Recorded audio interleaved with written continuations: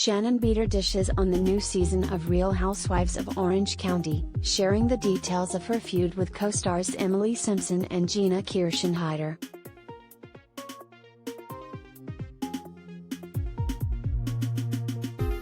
The Real Housewives of Orange County just dropped its epic Season 16 premiere on December 1st, and fans are already talking about the drama heating up between the West Coast ladies. To dish on the forthcoming drama, Orange holder Shannon Beador, 57, spoke with HollywoodLife exclusively about what's to come between she and her co-stars, more specifically, with Emily Simpson, 45, and Gina Kirschenheiter, 37. "I think that with me, there are some issues, and it is true," she shared of her conflict with her co-stars. "They're a team. It's 2 against 1 in certain parts of the show. We have our issues. Early on. Really early on.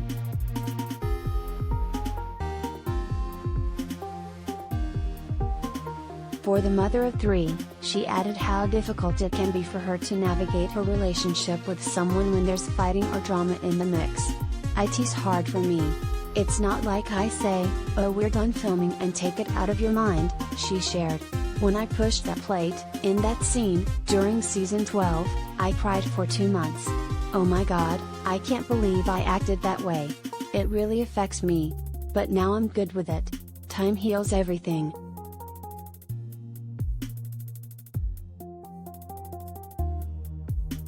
That last mention of healing had us wondering about her current status with her cast. Had time healed everything with Emily and Gina? "Yes, I'm in an okay place with everyone on the cast," she revealed. Go figure.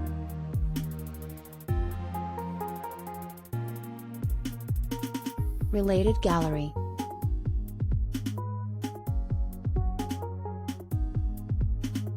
Gina Kirschenheiter, pics.